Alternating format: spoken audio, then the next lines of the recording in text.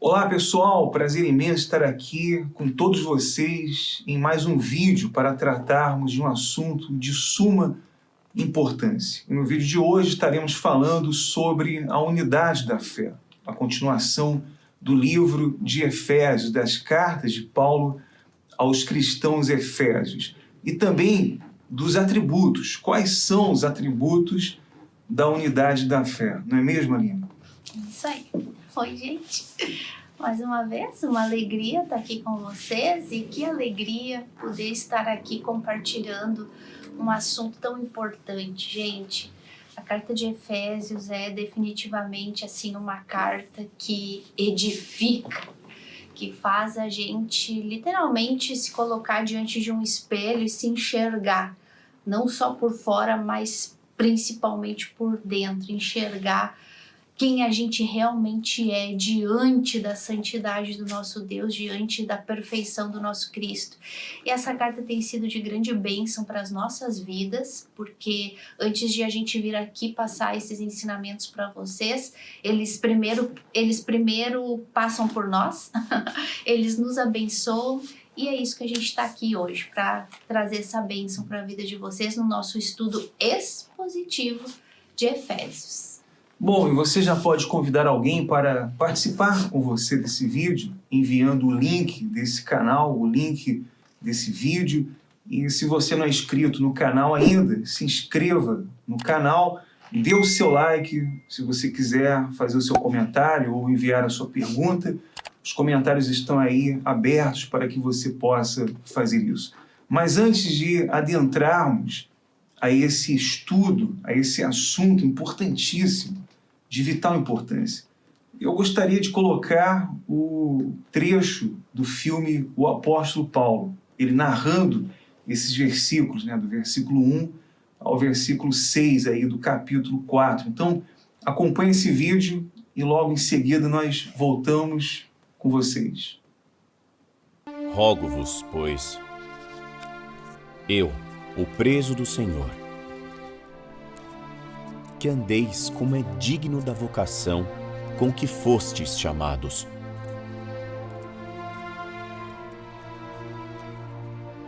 Com toda a humildade e mansidão,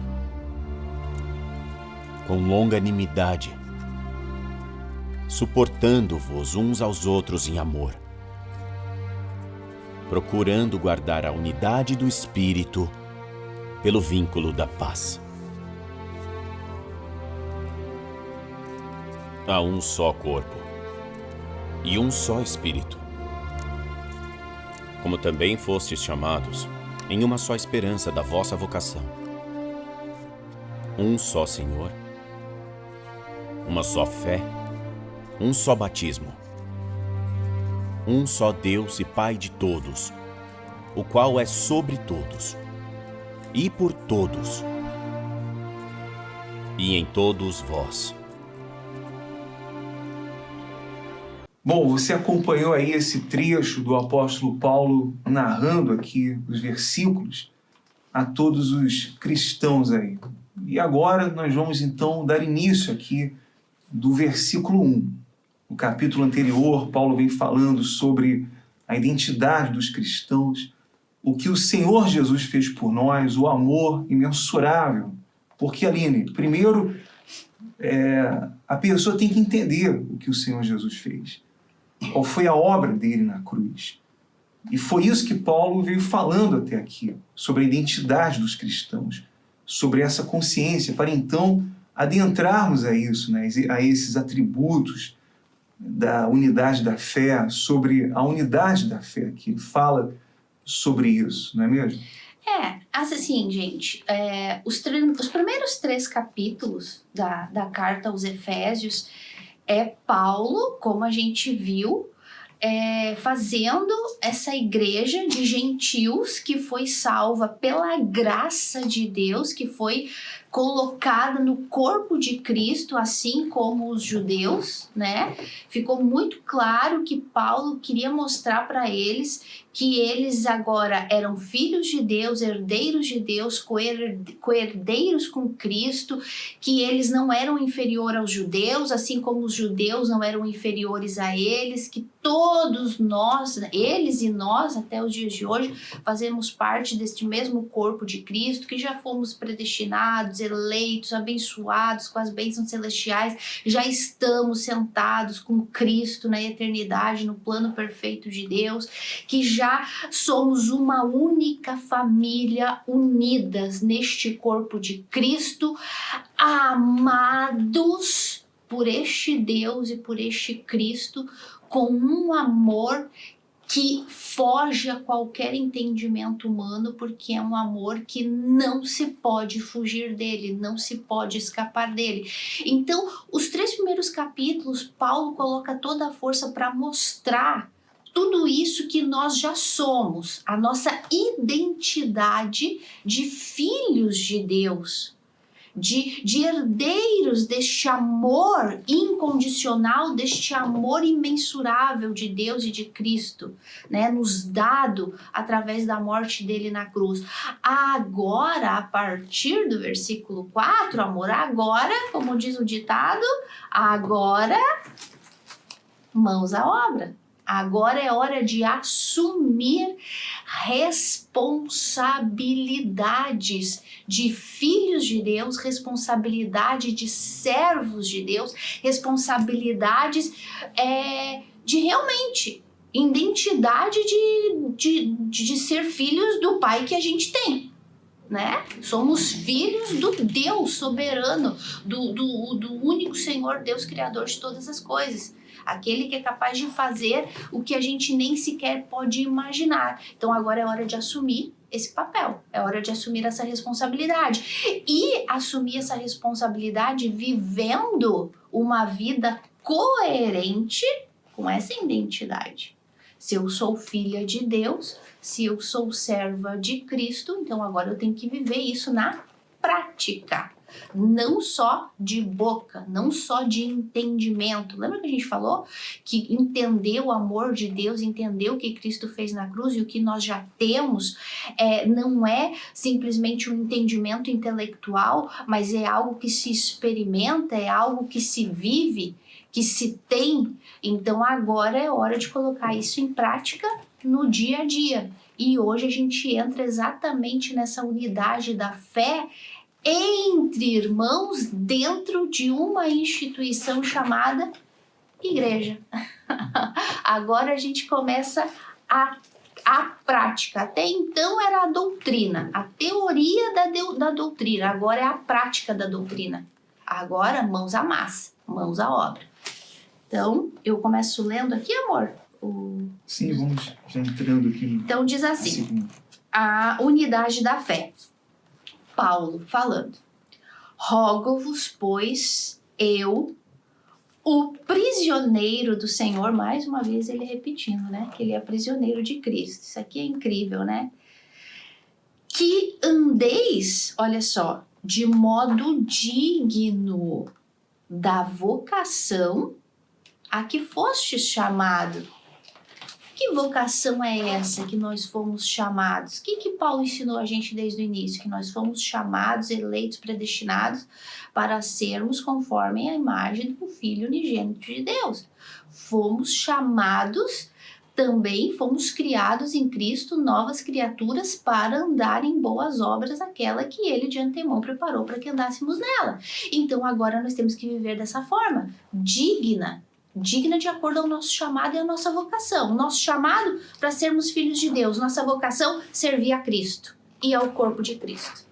Então Paulo está dizendo, eu rogo, eu estou aqui preso, eu não posso mais, vocês já sabem tudo que eu passei por amor a Deus, a Cristo e a vocês. Agora eu estou aqui preso, mas vocês estão aí fora, agora vocês têm que viver de modo digno do chamado que vocês têm.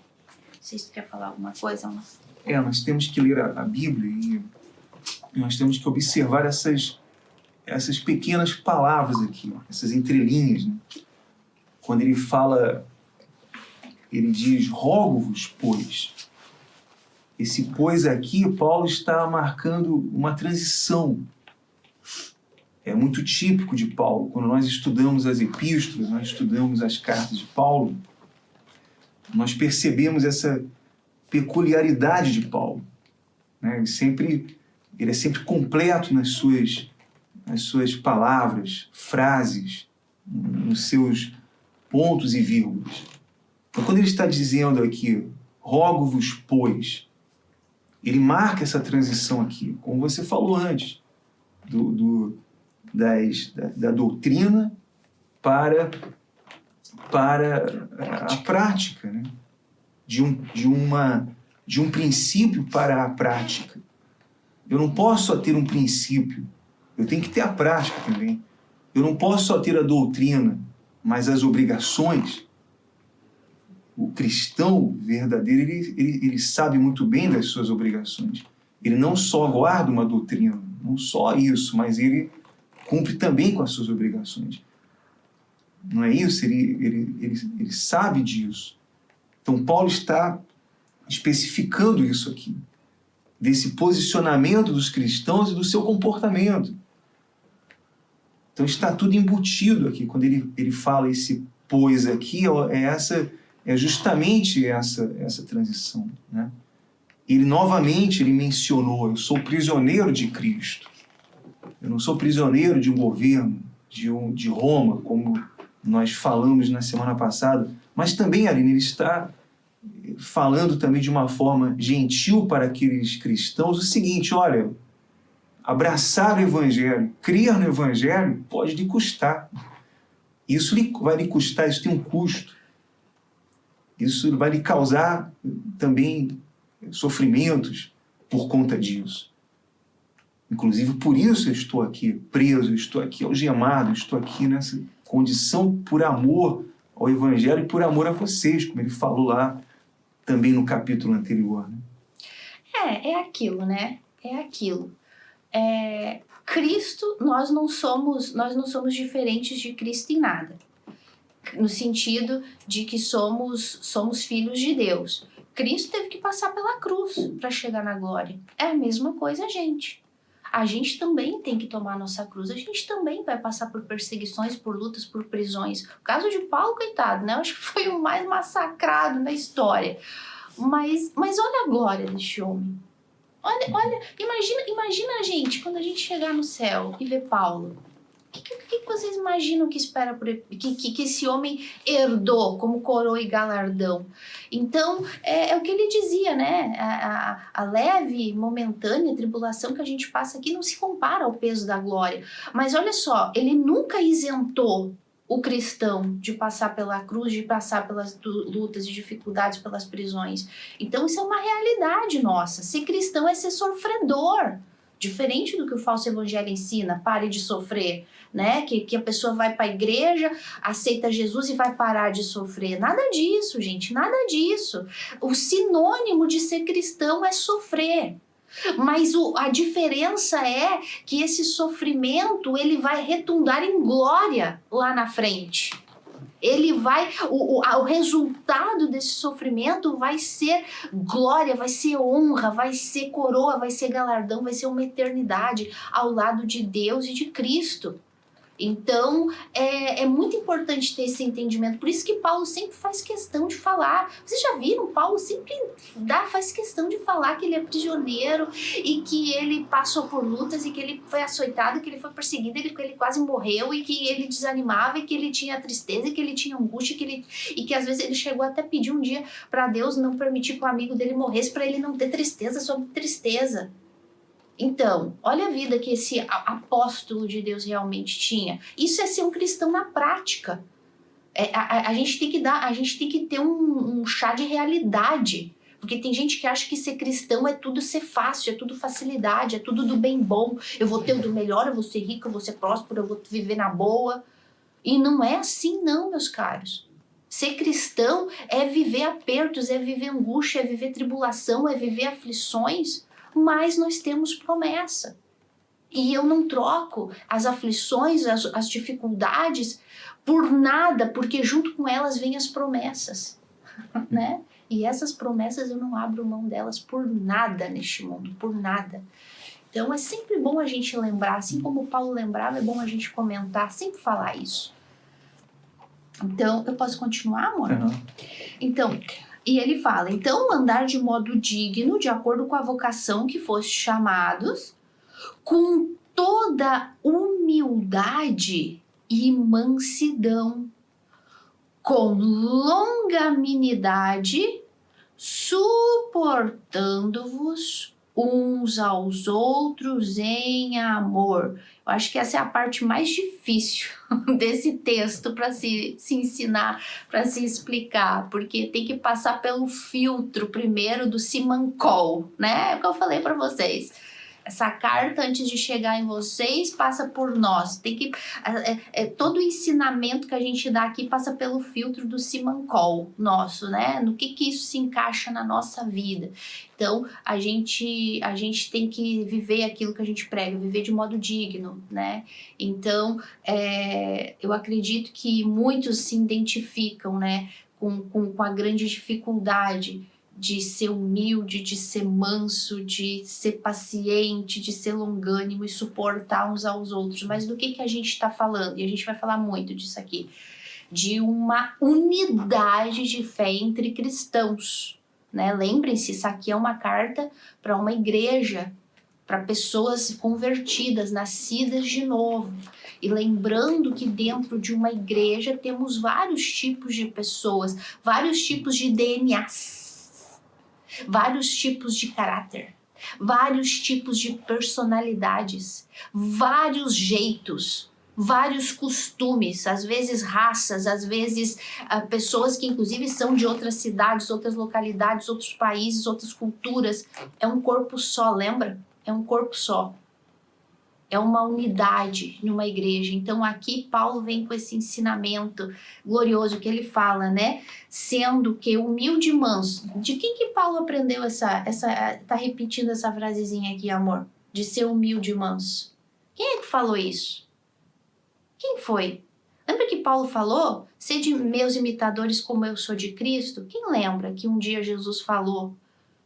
Sedes meus imitadores, sede manso e humilde como eu sou. O que é essa humildade aqui, que tanto Cristo disse que ele era, e que Paulo também era, e que ele fala que nós também, como irmãos, vivendo em comunhão, em congregação e unidade de fé, temos que ter essa humildade. É reconhecer que a gente não é nada. Reconhecer da onde a gente saiu, da onde a gente foi tirado. Lembrando que sem a graça de Deus na nossa vida, aonde estaríamos? Lembrar que se não fosse a graça de Deus, quem seríamos nós? Lembra quando Jesus disse, sede manso e humilde como eu sou? Lembra por que Jesus pôde dizer, sede humilde como eu sou? Vocês sabem quem é Jesus? Nada mais, nada menos do que o Filho de Deus. Mas a Bíblia fala que ele se despojou do título dele, de tudo que envolvia ele ser filho de Deus e decidiu viver nesse mundo simplesmente como um mero homem, como eu e tu, para dar exemplo. E essa humildade dele levou ele até a morte de cruz por obediência ao Pai. Ele não quis ser como Deus, ele era Deus. Mas ele não quis ser como Deus. Se existia uma pessoa que podia dizer eu sou Deus e usar dos atributos e de tudo que ele tinha como filho de Deus e como próprio Deus, mas ele não quis fazer isso, para deixar exemplo para a gente dessa humildade, né? E Paulo a mesma coisa, a gente viu anteriormente como Paulo era humilde em falar, e não era uma humildade como a gente disse da boca para fora, mas é porque ele reconhecia quem ele era diante da santidade de Deus, né? Nada Nada. Quando a gente se espelha em Deus e em Cristo, na cruz de Cristo, a gente tem que ser humilde, se humilhar, quebra todo orgulho, quebra todo ego, não existe, não sobra nada pra gente. E era isso que Paulo entendia dessa humildade, e que o próprio Cristo viveu isso em carne e osso para deixar como exemplo pra gente. Não queiram ser mais que ninguém. Lembra de onde vocês saíram. Se vocês estão aqui hoje, se vocês tiveram o dom da graça de receber a fé salvadora, foi porque Deus quis. Quer falar alguma coisa sobre isso? Essa humildade, ela é a virtude mais fundamental do cristão. O cristão mesmo, ele tem essa humildade. Essa é uma virtude que todos os nascidos de Deus, eles carregam em si essa humildade, que é essa qualidade de caráter, né? Veja que essa é uma ordenança lá da primeira bem-aventurança. O Senhor Jesus fala desses humildes de espírito, que não tem nada a ver com a humildade do mundo, né? As pessoas que são humildes ali na frente, aquela atitude humilde, mas na verdade não é. Essa humildade de espírito é reconhecer a nossa falência total, que não somos dignos, que somos pobres, miseráveis, que dependemos de Deus, da misericórdia de Deus, da misericórdia do Senhor Jesus. Então, aqueles que reconhecem isso, aqueles que têm essa consciência, têm essa humildade verdadeira, né, legítima, genuína, que ele fala aqui, né? E não tem como você ter uma coisa e não ter outra. Você tem que ter a humildade, você tem que ter a mansidão e a longanimidade para poder, então, cumprir esse último requisito, né? Aí que ele fala. Veja que a humildade vem primeiro, né? Vocês têm que viver de um modo digno de filhos de Deus, com humildade. Andar, ter uma conduta diária, né? Ter aquela conduta de um verdadeiro cristão, todos os dias, se mantendo. Lembre-se que Paulo não está lidando aqui, ele está lidando com os cristãos, mas ali no meio tem muitos que se dizem cristãos, que se professam crer e não são nascidos de Deus. E dizem que creem, mas eles não têm, eles não nasceram de Deus. E Paulo, ele fala de forma muito inteligente aqui, para que aqueles que não são nascidos de Deus, eles possam, que a sua consciência possa dizer, não, eu não tenho isso. Eu não sou nascido de Deus, eu tenho que nascer de Deus, tenho que rever o conceito do novo nascimento, porque hoje o que nós vemos são muitas pessoas, a maioria dos que se dizem evangélicos, né, eles se dizem de Deus, mas não tem nada de Deus. Eles falam uma coisa, mas não vivem na prática, né? Como nós falamos agora, Paulo, ele marca essa transição. Não é só a doutrina, mas as obrigações, não é só a minha posição, mas o meu comportamento. Até porque a prova, né? A prova de que eu sou nascido de Deus são os frutos. Os frutos deste novo nascimento, né? Então, e esse fruto tu desenvolve nessa prática, né? E nada melhor do que desenvolver na prática em comunhão com outras pessoas. Então, por isso ele já vem logo de cara com o mais, não sei se eu posso usar essa palavra, o mais importante, mas um fundamental, que é a humildade, de saber que tu depende de Deus. Estar diante, essa humildade, como tu disse, uma falência total, é reconhecer que tu tá de mãos vazias diante de Deus. Que tu não cooperou para nada, para tu tá na posição de filho que tu tá, de servo que tu tá, o dom que tu tem, que a gente vai ver mais para frente nesse capítulo ainda, né, dos dons de servir a Deus na igreja.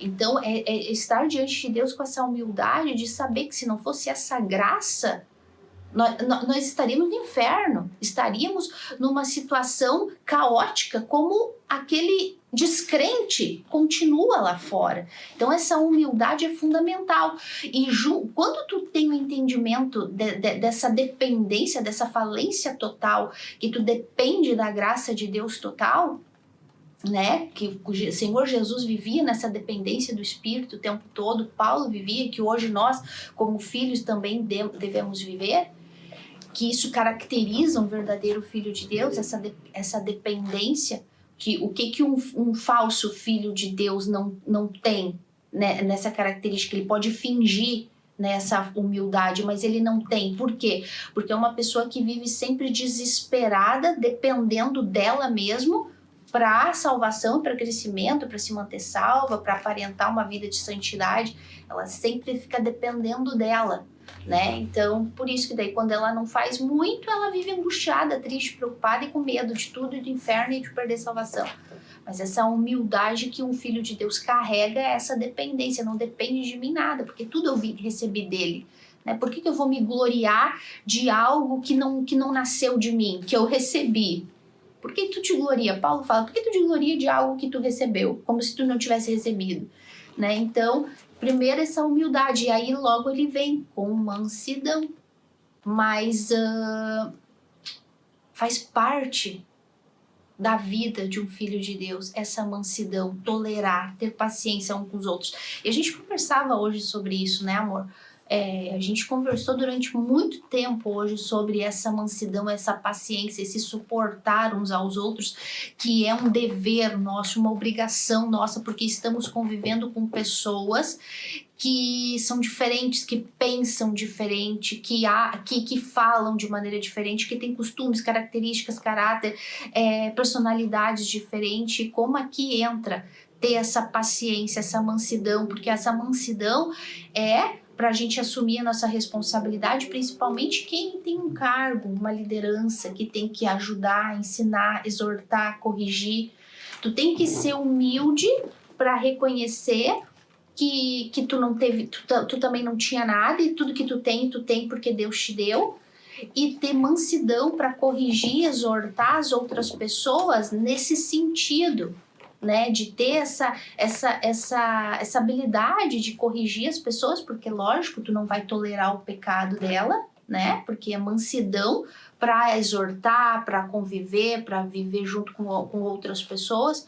Isso não significa que tu vai isentar a pessoa do erro, do pecado dela, ao contrário, tu vai precisar exortar, mas daí entra a mansidão, ter sabedoria para saber corrigir, exortar, né, para não ofender, para não machucar, para não pisar na cana quebrada, né? Então, aí tem vários aspectos que a gente precisa desenvolver bem. Essa humildade, ou melhor, essa mansidão, ela é um produto inevitável da humildade, porque se eu tenho humildade, eu vou ser manso também, no sentido de suportar, né, de aguentar certas coisas, porque nós não somos iguais. Por exemplo, Aline e eu, nós somos casados e nos amamos, mas quantas coisas nós temos que suportar um ou outro, e já tivemos que suportar. O jeito, a maneira, o gênio, a personalidade da pessoa. Porque ninguém é igual. Por mais que nos amamos, sempre existem situações que a gente vai ter que suportar um ou outro. E assim acontece dentro de uma família também. Você ama aquele familiar, mas sempre tem alguma coisa que você vai ter que suportar. Você vai ter que ser tolerante, você vai ter que ter mansidão para dar uma resposta, para reagir, para falar, porque você tem a humildade. No momento, você pode até... Ninguém tem o sangue de barata. Isso é uma realidade. Todo mundo pode cirar no momento, pode, às vezes, poxa, eu vou chutar o pau da barraca, né? Mas você logo percebe, não é bem assim. Eu tenho que ter mais paciência, eu tenho que ter mais tolerância, eu preciso... Isso não está implicando um desvio de caráter. Eu tenho que suportar. Se for uma coisa grave, eu tenho que chamar atenção, eu tenho que exortar. Se eu vejo que eu posso fazer isso também, se aquela pessoa não vai me resistir, eu já não vou poder fazer isso. Eu vou ter que, então, evitá-la, mas Mas esse suportar uns aos outros diz respeito a isso, que ninguém é igual a ninguém. E Paulo está falando aqui de uma família, de cristãos que estão convivendo juntos, estão ali juntos, convivendo dia a dia, um convivendo com o outro, com os seus defeitos, as suas falhas, os seus erros, né?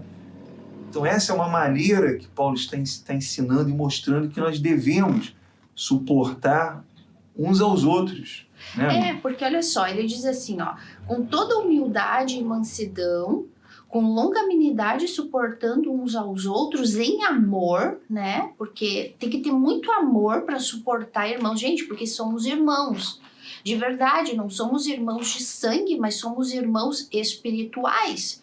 Então, assim como a gente tem que suportar a família que é de sangue, a gente tem que suportar com amor a família da fé, que é a família espiritual. E ele fala assim, ó, esforçando-vos diligentemente para preservar a unidade do Espírito no vínculo da paz. Por quê? Porque o que acontece, meus amores? Porque quando a gente vive com outras pessoas, com pessoas diferentes, de caráter, de personalidade diferente, começando próprio dentro de casa, marido, familiares, ou pessoas estranhas mesmo dentro do corpo de Cristo, que é a igreja, um pensa de um jeito, outro fala de um jeito, um fala de um jeito mais grosso, outro jeito fala de um jeito mais amoroso, o outro parece um cavalo, mas é o jeito dele, não tem papa na língua, o outro é fraquinho, débil na fé, o outro já é mais desenvolvido, outro tu tem que estar sempre empurrando, outro tu tem que estar sempre corrigindo, porque tá sempre caindo no mesmo pecado, tá sempre fraco, sempre débil, não aprende, tu fala e não entende. Então, olha só, tu tem que ir buscando a sabedoria aqui no Espírito e esse amor de Cristo para saber lidar com todas as situações e tu não sair do Espírito e ainda assim manter a paz com todos. E não pode haver disse-me-diz, confusão, briguinha, contenda, vingança, remordimento não, me fugiu a palavra agora, confusão, dissensão, separação, desunião, contenda, fofoca, ressentimento, era isso que eu queria falar, ressentimento a ponto de querer se vingar, não, isso não pode existir no meio de uma igreja. Ele fala do amor, né? Do amor, e ele está falando da longanimidade. Essa palavra aí, longanimidade, no grego significa resistência, eu tenho que ser resistente nisso. Não de resistir a outra pessoa, mas resistir, quem sabe, às ofensas, resistir o seu mau humor, mau gênio, quer dizer, as intrigas. Eu preciso, né? No caso eu e a Aline, eu tenho que suportar mais ela. Brincadeira, não sei quem suporta mais, mas tem... Os dois se suportam. Existem os momentos críticos, existem momentos que a gente já teve que suportar muito. Hoje nós nos ajustamos mais, tem coisas mais ajustadas, né? E a palavra de Deus nos ajuda muito nisso. A direção da palavra de Deus, o aprofundamento da palavra de Deus nos ajuda muito. A gente vai aprendendo, né, a conviver. Mas por quê? Porque existe amor. Mas por que a gente aprende a conviver com o marido, com a mãe, com o pai, com o irmão? Porque existe um amor. E por que dentro da igreja, que se supõe que é um vínculo tão poderoso quanto o sangue, que é o Espírito de Deus habitando na gente, por que existe tanta dificuldade para existir essa mansidão? Por que é tão fácil atacar? Por que é tão fácil criticar? Por que é tão fácil julgar? Por que é tão fácil caluniar? Né? Então, tá vendo? Porque não existe esse entendimento, não existe a plenitude do entendimento dessa humildade. Né? Por isso que eu disse, são vários aspectos no desenvolvimento dessa humildade, desse amor, dessa bondade, dessa paciência que a gente precisa estar trabalhando todos os dias. Tem um ditado que uma vez eu ouvi de um pastor que ele disse assim: viver no céu com os irmãos será uma glória, agora viver com eles aqui na terra, essa é outra história. Por quê? Porque realmente não é fácil conviver. Não é fácil, gente. É por isso que eu falei, ninguém está isento. Repito, o amor tem que fazer parte, por quê? Porque é o seguinte, quando tu vai corrigir, exortar alguém, tem que ser com mansidão e tem que ser com amor. Por quê? Porque, por exemplo, um exemplo, quando eu vou falar alguma coisa pro Anderson, né? Amor, isso, tal, se o Anderson não perceber que eu estou fazendo isso por amor, ele não vai aceitar. Se ele achar que eu estou querendo impor algo, por isso que tem que ter esse cuidado. A gente tem que buscar sempre essa mansidão da parte de Deus para ensinar, ainda que cada um tenha a sua personalidade, tá? Porque essa mansidão não significa falar... Não, nada disso. Essa mansidão é ter sabedoria para falar o que é certo na hora certa e do jeito certo com este amor. É um domínio próprio. Essa mansidão diz respeito a isso. Porque se eu for te exortar, corrigir, um exemplo que eu tô dando, se eu for falar pro meu marido, amor, isso tal, e ele não perceber que eu estou fazendo isso por amor, se ele achar que eu estou fazendo isso porque eu quero mandar nele, porque eu quero dar ordem para ele não vai aceitar. E aí é que vai entrar o problema. Então olha como tem que ter sabedoria na parte de quem ensina e também de quem está sendo repreendido, se é um filho de Deus, está sendo exortado, recebendo um conselho, também aceitar. Por quê? Porque se existe amor, porque a gente acredita que entre uma família, seja de sangue ou uma família de Cristo, ninguém ali quer o mal de ninguém, levando em consideração que são todos nascidos de Deus, ninguém quer o mal. Né? Então tem que ter tanto a sabedoria de quem exorta e corrige, repito, não é que ela vai falar mansinho, porque às vezes ela é uma pessoa mais agitada, mais explosiva, fala mais grosso, fala, né? Hoje ainda me dá um exemplo, né? Essa pessoa é o jeito dela, ela fala assim, ela não sabe falar, mas não significa que ela não tá tendo amor, digamos assim, para falar ou para expressar o que ela tá sentindo. Mas cabe também, tanto quem repreender com mansidão e com amor, e quem for repreendido, identificar que a outra pessoa não está fazendo isso para o mal dela, ao contrário, está fazendo para o bem. E é aquilo que tu falou agora há pouco, se a gente não encontrar resistência na pessoa, então a gente vai conseguir paz, a gente vai ter paz, porque Paulo disse aqui, tem que perseverar a paz entre o corpo de Cristo, né? Então, tem que ter ajuda dos dois lados. Agora, se a pessoa que vai corrigir, ela não encontra humildade na outra, de ser exortada, não encontra rejeição, e ao contrário, encontra agressividade, defesa e réplica ao que ela está falando, então aí cabe a pessoa discernir se é hora de calar, sair de cena, ou se ainda deve continuar insistindo, ou então só agora orar e pedir para que o Espírito Santo faça a obra, né? Que ela fez já a parte dela, agora que Deus faça dele. Então, meus amores, isso aqui é um ensinamento prático, mas prático e bem complicado de se viver em comunhão em igreja. Mas aí entra aqui o entendimento que Paulo diz que nós tínhamos que ter, do amor de Deus. Porque o mesmo amor de Deus que está sobre mim, que é mais alto do que eu possa alcançar, mais longe que eu não possa fugir dele, é o mesmo amor que está sobre aquele outro irmão ali. Então, a gente nunca pode esquecer isso, né? Ele está falando justamente isso, que essa humildade e essa mansidão, essa longanimidade refere-se a esse amor paciente com os outros. Então, é um amor incondicional. Eu não vou levar para o lado pessoal, eu vou ter paciência com ela, eu vou ser longânimo com ela. Naquele momento, quem sabe, eu não consegui ajudar, mas eu posso ajudar em outro momento. Se naquele momento eu não perdi a paciência com ela, né? Se naquele momento eu, em vez de gritar como ela gritou, eu vou sair de cena, eu vou esperar um momento propício. E ela pode se quebrantar por causa do meu testemunho.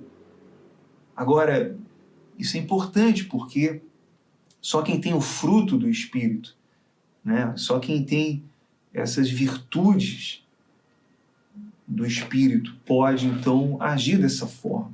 Aí está a importância. E é assim que tem que se conduzir, assim que se conduz o verdadeiro cristão. É o que Paulo está mostrando aqui, ensinando, estimulando aqueles cristãos a conviver entre si. Viver em comunhão, viver em paz, né? Cada um buscando a sua comunhão com Deus para poder viver em comunhão com a igreja, com os irmãos. E um detalhe, tá, meus amores? Um detalhe é o seguinte: quando fala esse suportando uns aos outros para viver em paz e em comunhão, é sempre bom lembrar, comentei agora há pouco, mas agora vamos frisar isso. Não significa suportar o pecado da pessoa. Não significa suportar que aquela pessoa ela é débil, fraca pro pecado dela e tu tem que ver ela e não corrigir, não exortar. Não, esse suportar é ter esse cuidado, essa paciência de ensinar, de saber que aquela pessoa é mais fraca, que aquela pessoa é débil, que aquela pessoa não entende muito bem, que aquela pessoa tem debilidades, assim como tu também tem as tuas, ela tem as delas, lembrando sempre da onde Deus nos tirou, mas sempre exortando e corrigindo e alertando aquele irmão de que ele tem que largar a prática do pecado, aquele erro dele. Repetindo novamente o que o Anderson falou agora há pouco, se a gente não encontrar rejeição, né, endurecimento de coração, a gente vai poder ajudar aquele irmão. Agora, se a pessoa se endurecer, aí a gente já entra naquele outro ensinamento lá do livro de Gálatas, né, de que daí tem que levar para o problema para toda a igreja e outras testemunhas, e se aquela pessoa continuar endurecida no seu pecado, então daí ela tem que ser afastada da igreja, porque na verdade ela nunca fez parte, né? Mas agora, se levando em consideração aqui que Paulo está escrevendo para uma igreja de pessoas nascidas de Deus convertidas, então acredita-se que aqui todos têm o mesmo espírito, e a gente já vai falar disso daqui a pouco. Meus amores, viver em igreja, nós não estamos vivendo entre inimigos. E aí é que tá. Não somos inimigos. É como um casamento, um casal. Eu e meu marido não somos inimigos. Somos um corpo só. Então, um tem que entender que cada um tem o seu jeito, mas que quando um fala uma coisa não é pro mal, é pro bem. E então, dentro do corpo da igreja também não somos inimigos, somos um só corpo, que o cabeça é Cristo, o Espírito é o mesmo. Então, este suportar é nos ajudar uns aos outros de acordo com o dom que cada um tem, de exortar, de corrigir, de ensinar, e isso com mansidão e com humildade, porque todos nós somos pecadores. Se existe uma coisa dentro de uma igreja, são pecadores redimidos. Todos nós saímos do mesmo buraco do inferno porque estávamos lá condenados por causa da nossa morte espiritual em delitos e pecados. Igreja é lugar de pecador redimido. E não existe um redimido mais que o outro, né? Todos nós somos redimidos da mesma maneira. Não importa a idade que tenhamos de convertido, todos fomos redimidos igualmente redimidos. Então não pode existir essa falta de humildade na hora de corrigir, de exortar, de ter paciência. E repito, dos dois lados, tanto humilde daqueles que vão ajudar, vão orientar, como também se supõe que aquele que é nascido de Deus para suportar a repreensão, suportar a correção, a exortação, e assim a gente vive em paz. Porque se hoje eu estou te exortando e te corrigindo, lembrem-se, cada um tem o seu defeito. Amanhã tu pode também me corrigir e me exortar por uma falha minha. E se existe esse respeito, essa unidade, porque entendemos que somos todos partes de uma mesma família e não somos inimigos, então vai existir até essa cumplicidade, né? Como existe entre o casal, né? Me ajuda, me dá uma ideia, me ajuda nisso, né? Eu não quero me enganar, né? Eu fiz isso com o Anderson hoje. Me ajuda a entender isso, porque eu não quero me enganar. Porque a gente tem que reconhecer que o nosso coração é corrupto, gente. O nosso coração é terrível, é corrupto. E sabe o quê? O pecado engana a gente com muita facilidade. Então, eu falei pro Anderson, eu quero entender isso aqui porque eu não quero me enganar. Eu não quero que o pecado me engane. Por quê? Porque eu conheço o meu coração. Eu conheço o meu coração. Então, me ajuda a entender isso aqui. E a gente conversou ali sobre o texto bíblico, tal. E isso que um filho de Deus que é humilde faz.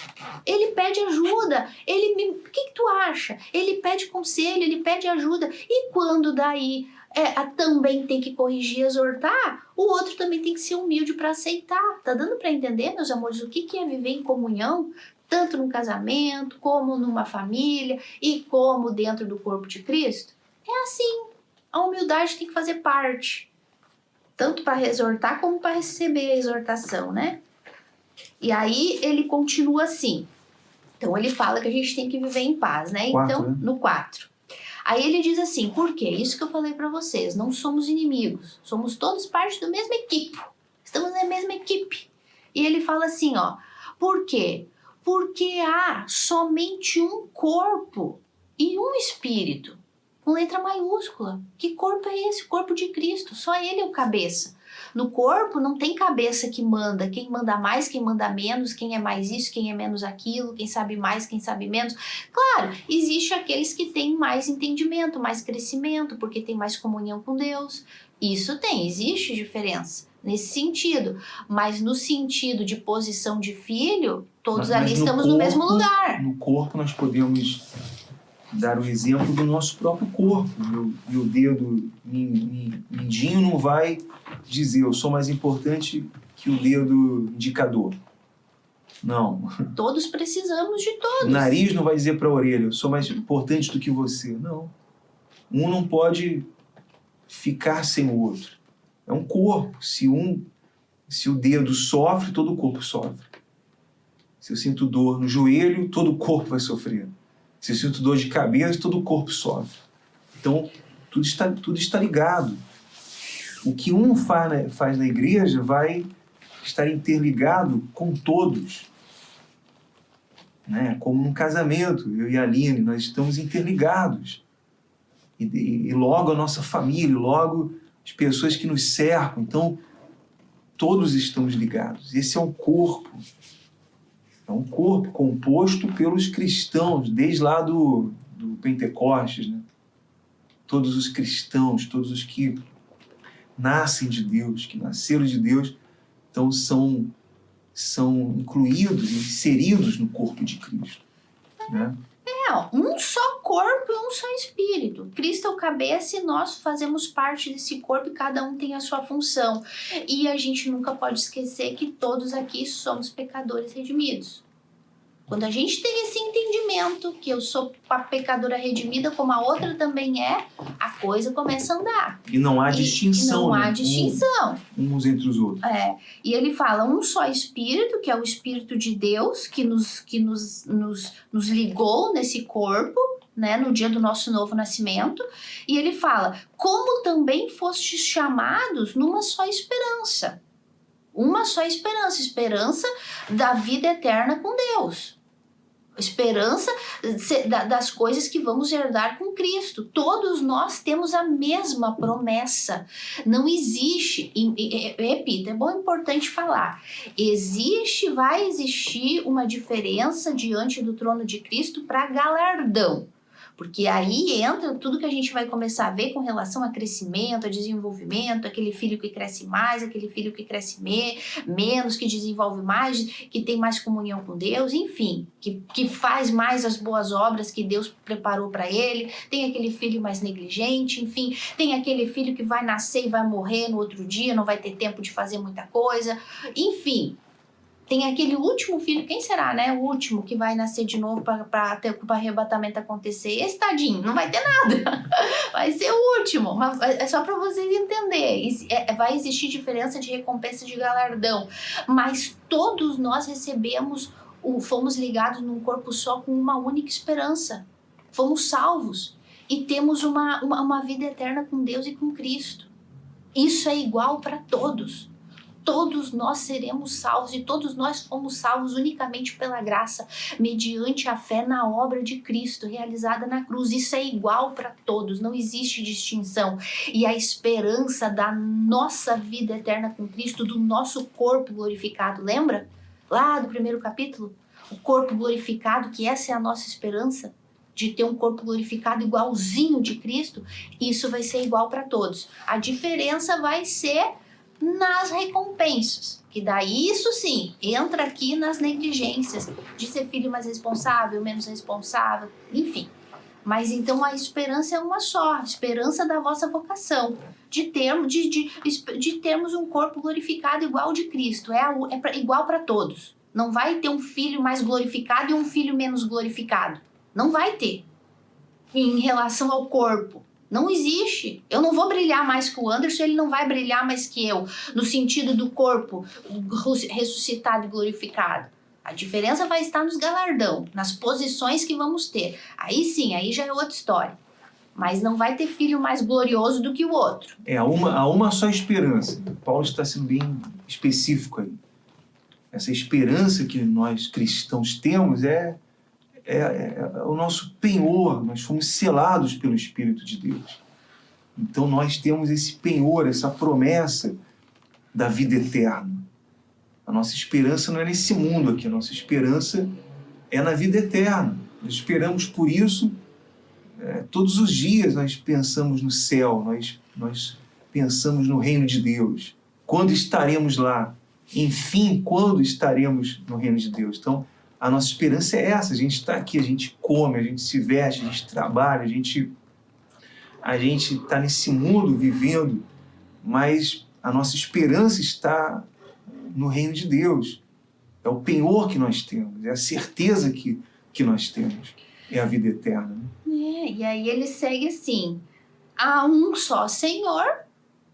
Alguém aqui tem alguma dúvida de que existe só um Senhor nesse corpo aqui? Não, né? Só existe um Senhor. Deus e o nosso Senhor Jesus Cristo, que é o cabeça desse corpo.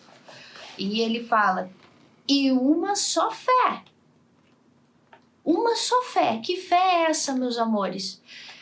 A fé dom nos dada no dia do nosso novo nascimento. Sabe aquele dia que tu estava ouvindo o verdadeiro evangelho e despertou? Pois é, nesse dia todos, de igual maneira, todos. A diferença é que cada um estava no seu canto, cada um no seu jeito, cada um no seu delito, cada um no seu pecado, cada um na sua morte, e Deus foi lá e nos chamou do jeito que a gente estava, mas o modo operante de Deus foi o mesmo. As circunstâncias podem ter sido diferentes, mas o modo que Deus opera é o mesmo. Nós estávamos ouvindo o verdadeiro evangelho e Deus nos despertou da morte e nos deu um dom chamado arrependimento e um dom chamado fé para crer em Cristo. Esse dom, ele é igualzinho para todos nós. É uma só fé, que é o dom que foi nos dado para crer na obra de Cristo na cruz para a salvação.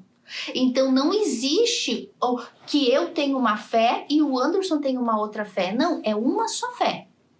A única fé que existe. A fé para crer no Filho de Deus para a salvação. Então não existe diferença de fé. Por isso que ele fala, um só corpo, um só Senhor, uma só esperança, uma só fé. Porque só existe essa, que é dom para a salvação. Então, não podemos nos gloriar que eu tenho a fé salvífica, eu tenho a minha fé maior que a tua. Não, a fé é igual, o dom é igual para cada um se arrepender. Se arrepender daquilo que é e crer em Cristo. Né? E a gente poderia aqui dar uma pincelada só por cima, porque a gente já falou muito sobre isso, dessa grande diferença, né? Porque essa fé aqui, que é a única fé bíblica que existe, que é a fé dom que todos os filhos de Deus receberam, todos nós que nascemos de novo recebemos, e detalhe, só quem nasceu de novo recebeu, porque essa fé é dom, ela vem de Deus. Salvífica. Né? Todo filho de Deus recebeu, é diferente da fé à ação que o falso evangelho ensina. A gente já falou sobre isso aqui, é sempre bom dar uma lembradinha, né, amor? Que só existe uma fé. E essa fé é a fé salvífica, é o dom dado, vem de Deus. Não se origina em nós, não se origina num altar, não se origina num sacrifício, não se origina num esforço próprio do ser humano. Não, essa fé dom, que é a única fé que existe, se origina em Cristo. Porque eu não sei se está escrito na Bíblia de vocês, na tua também tá, eu tenho certeza, e na minha também tá. Cristo, o autor e consumador da fé. Em quem se originou? Quem foi o autor da fé? Cristo. Por que tem falso profeta que diz que a fé está no altar? Que a fé é no sacrifício da pessoa? Que a fé é ação? Que a fé é a pessoa que desenvolve? Que a fé é a pessoa que tem? Que a pessoa é salva pela fé dela? Por quê? Se a Bíblia é clara que a fé a fé se origina em Cristo. Como é que pode? Só é fácil de engambelar aqueles que são ignorantes e não conhecem a palavra de Deus. Então, elas acreditam nesses diversos tipos de fé. Fé para tudo, as religiões, as falsas igrejas, o falso evangelho, ele estimula as pessoas por meio dessa fé, né, inventada pelas religiões, pelo falso evangelho. Então as pessoas não conhecem a palavra de Deus, não conhecem a Bíblia. Elas não leem a Bíblia. Elas não sabem a palavra de Deus. É igual uma pessoa que não sabe fazer conta, né? Fica difícil você falar de matemática com ela porque ela não sabe fazer conta. Ela é ignorante. Se você falar um número, não, mas está errado isso aí. Ela não sabe, ela não vai saber somar, não vai saber multiplicar. A mesma coisa, as pessoas que estão dentro do falso evangelho, elas acreditam em todo tipo de fé. Falácia, narrativa dos falsos mestres. Porque a única fé que existe, bíblica, é a fé salvífica. É o dom de Deus, não é ação. Esquece, risca isso aí da tua mente, que a fé é ação, que a fé exige isso, aquilo. A fé bíblica, a fé em toda a Bíblia é a fé salvífica. É a fé revelada por Deus, não uma fé que se origina no ser humano. Não, mas a fé verdadeira é essa fé, a única fé. O falso evangelho usa muito isso, vai na tua fé.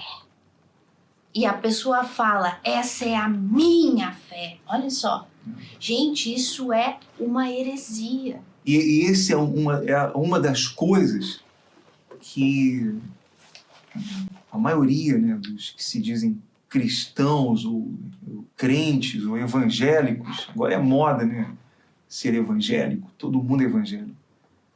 E os falsos mestres e líderes eles vão chegar naquele dia e vão dizer, mas Senhor, eu preguei a fé, eu ensinei a fé. Senhor, eu vivi a fé, pela minha fé eu curei, pela minha fé no teu nome eu sacrifiquei, E Jesus vai falar, sabe o que para elas?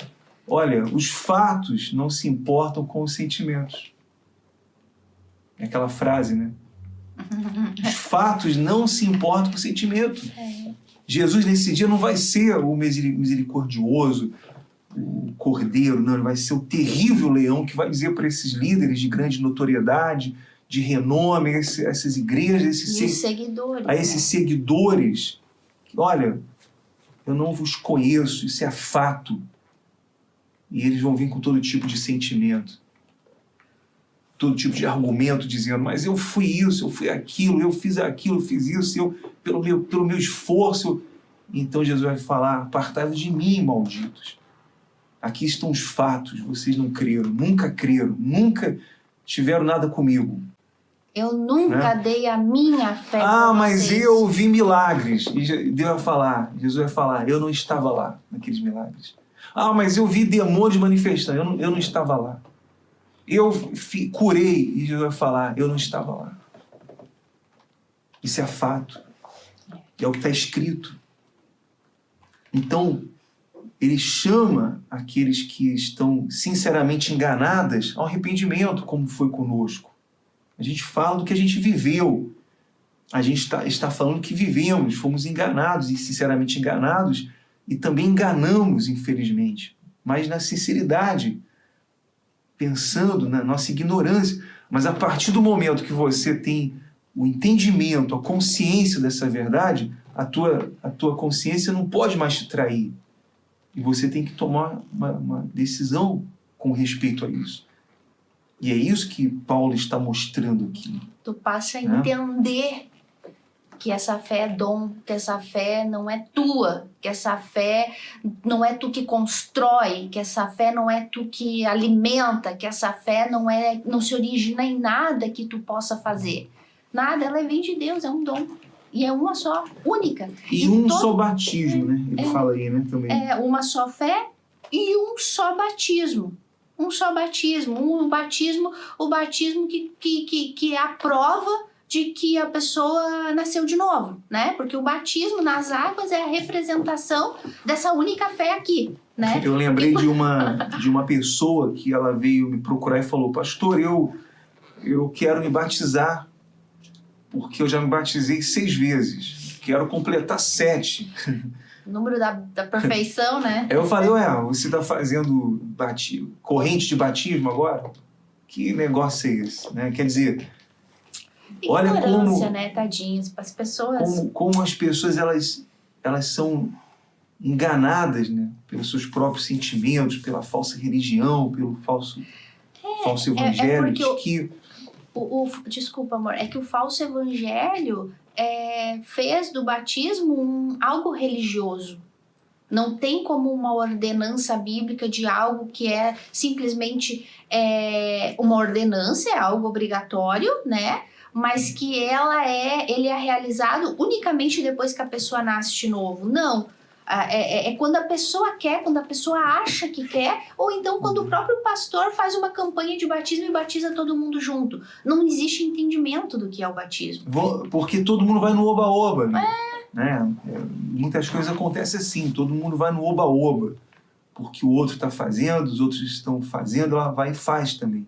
E há uma campanha para isso. Então ela vai e faz, convencida pelo que alguém está falando. Então, esse batismo que Paulo está falando aqui, por exemplo, a salvação não deriva de batismo.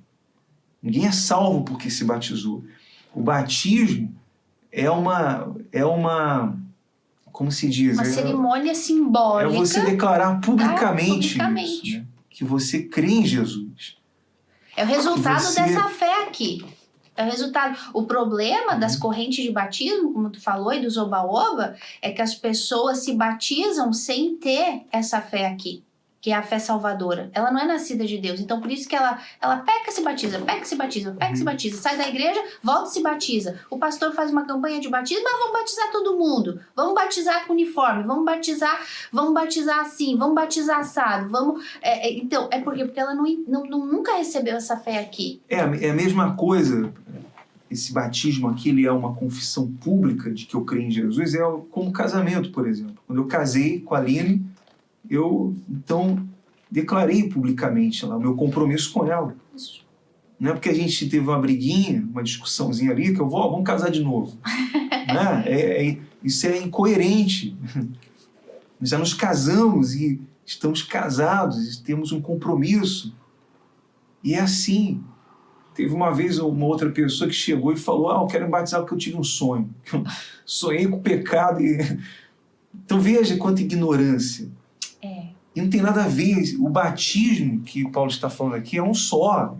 Eu confessei publicamente que eu creio em Jesus, que eu tenho compromisso com Ele agora, que eu vivo para Ele, que eu vou viver para sempre com Ele. Então, é a minha confissão pública diante de todos, de que eu creio nele. E estou disposto a morrer por Ele, a morrer pelo Evangelho. Eu sei que isso tem um preço, eu sei que vai ser custoso, mas eu estou disposto. É isso. E é assim como espiritualmente nós fazemos parte de um corpo, né, do corpo de Cristo espiritualmente, com o selo do Espírito, né, o batismo do Espírito, fisicamente, como comunidade, como igreja, nós começamos a fazer parte do corpo da igreja de Cristo através do batismo nas águas.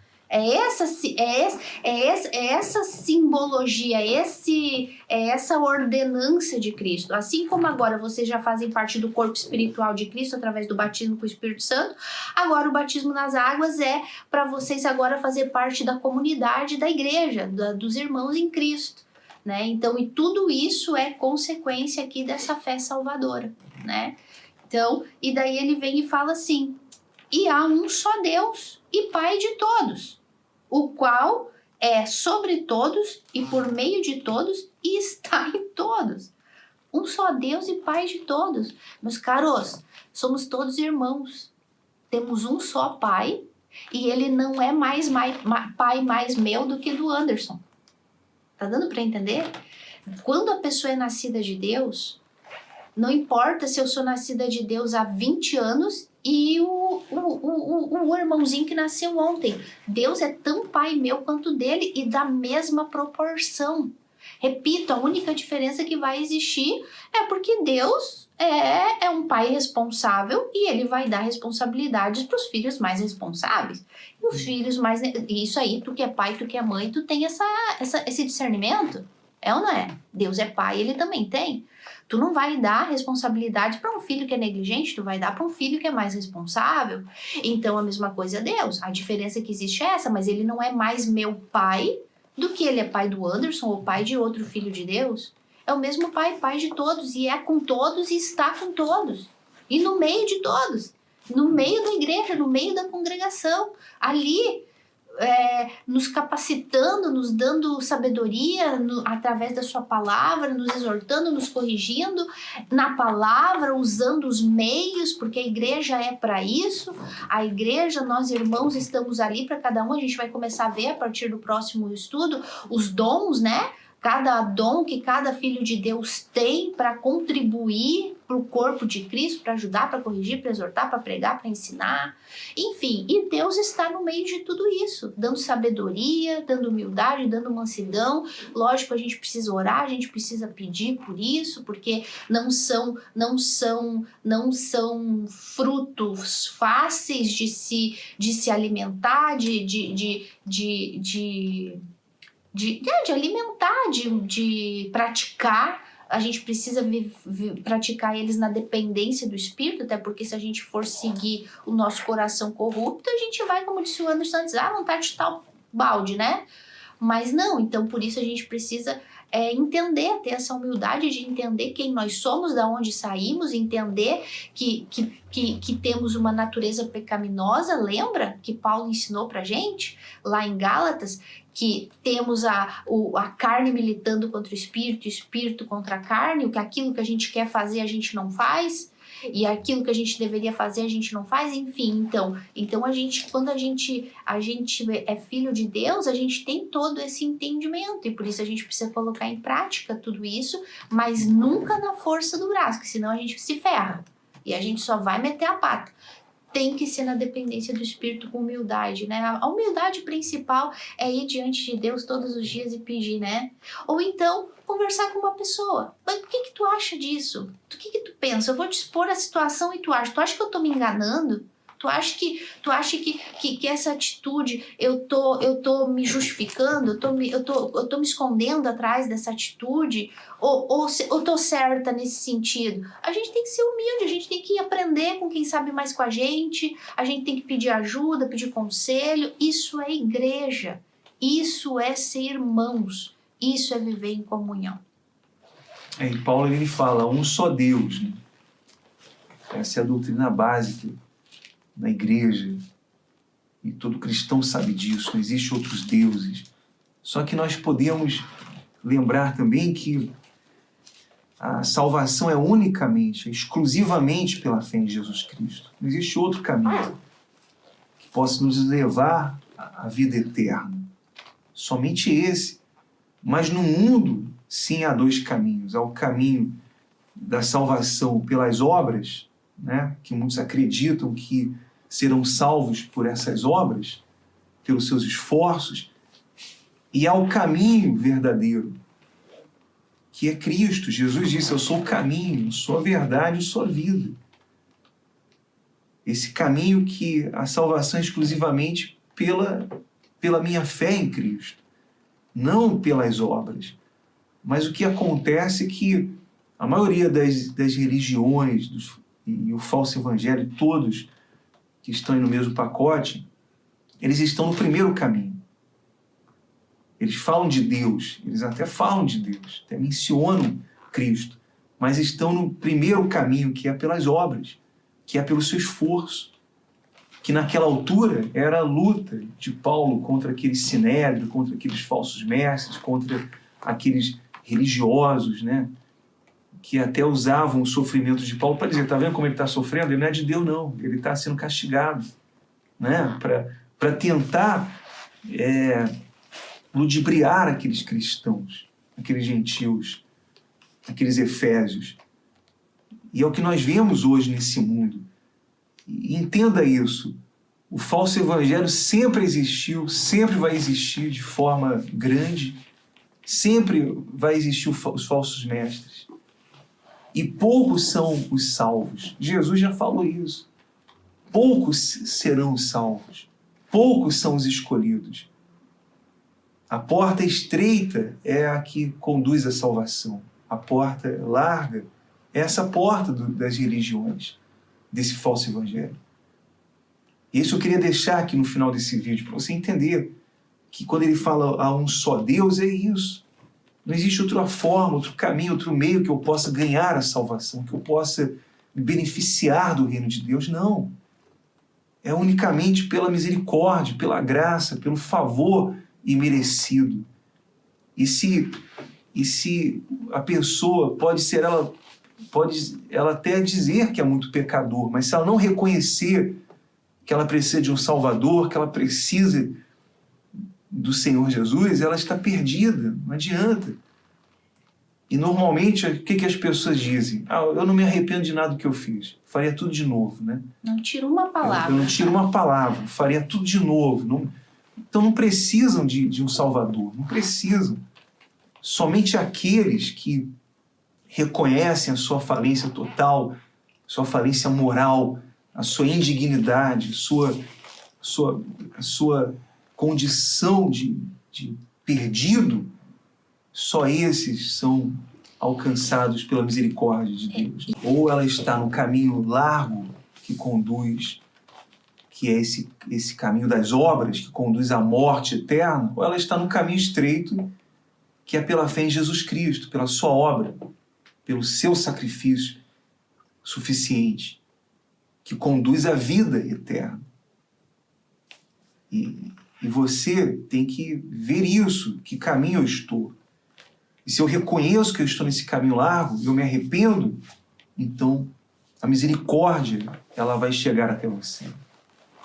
A graça de Cristo, a sua misericórdia, vai chegar até você. Se não há esse reconhecimento, se você não se entende como um perdido, não há misericórdia, não há salvação. Você pode frequentar a religião que for, você pode dar todos os seus bens lá na sua religião, você pode fazer todo tipo de caridade, você pode ser uma pessoa muito caridosa. Isso não vai salvar você. Suas obras, sua caridade, sua religião, não. Esse é o caminho largo das obras, mas o caminho estreito é o que conduz à vida eterna. Bom, eu acredito, eu creio que esse vídeo ajudou você. Eu acredito que todos que estão aqui até agora assistindo esse vídeo foram alcançados pela palavra de Deus. Agora, se você se vê, se entende por perdido, pecador, e que está no lugar errado, está no caminho errado, e você agora clamar a Deus e orar a Ele, pedindo a sua misericórdia, então você reconhece que precisa do Salvador. E é isso que nós vamos fazer agora. Nós vamos orar por você, vamos fazer uma oração em favor de todos. Eu não sei quem está assistindo, eu não conheço as pessoas, mas Deus conhece, Deus sabe quem está acompanhando esse vídeo e quem está precisando de salvação, quem se entende por miserável, por perdido, por pecador. Então nós vamos agora orar, tá certo? Então, se você está nessa condição, você pode orar sentado, de pé, de joelhos, como você quiser. Não importa a postura, como nós falamos na semana passada, Paulo não ensinou a postura física para a oração, mas quando nós somos submissos a Deus, quando nós nos humilhamos diante de Deus, com toda a força, com toda a intensidade. E é isso que devemos fazer agora, é isso que você precisa fazer agora. Vamos falar com Deus. Senhor nosso Deus e nosso Pai, no nome do Teu Filho amado, o Senhor Jesus Cristo, nós entramos na Tua santa e gloriosa presença, meu Deus, para orar em favor de todos, meu Pai, tanto de cristãos que nos acompanham agora, quanto aqueles que vivem nesse mundo, meu Deus, perdidos, meu Pai, totalmente inimigos da cruz, sem esperança, sem Deus, sem vida. Que o Senhor agora, meu Pai, tenha misericórdia dessa pessoa, que a Tua mão poderosa, que a Tua mão misericordiosa seja estendida para todos os perdidos, meu Pai. Aonde essa pessoa estiver agora, nos lugares mais ermos, nos lugares mais longínquos, mais, meu Deus, escuros, que a Tua mão chegue lá agora, meu Deus, e que o Senhor salve o perdido, o caído, os que estão vivendo no pecado, meu Deus, e não conseguem deixar o pecado, não conseguem porque a natureza, meu Deus, é pecaminosa, mas que a Tua misericórdia, meu Pai, que o arrependimento chegue até elas, meu Deus, e que os olhos se abram, o coração dessa pessoa se abra para a verdade, meu Deus, no nome do Senhor Jesus Cristo, meu Pai.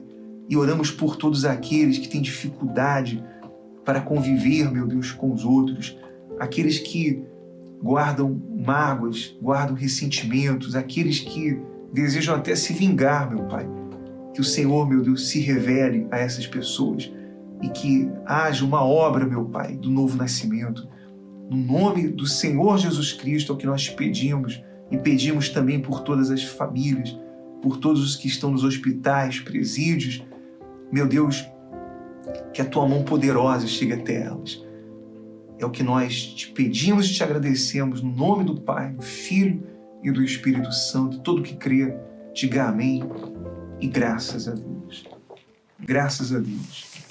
Foi um prazer imenso estar aqui com todos vocês nesse estudo de Efésios, e na semana que vem estaremos dando continuidade, tá bom? E nós queremos pedir que você compartilhe esse vídeo com o máximo de pessoas nos seus contatos do WhatsApp, lista de transmissão, redes sociais, com o máximo de pessoas que você possa compartilhar, tá certo? Para que você nos ajude a divulgar a palavra de Deus, a transmitir o poder do Evangelho, tá bom? Foi um prazer, que Deus abençoe a todos e até o nosso próximo encontro. Tchau, gente.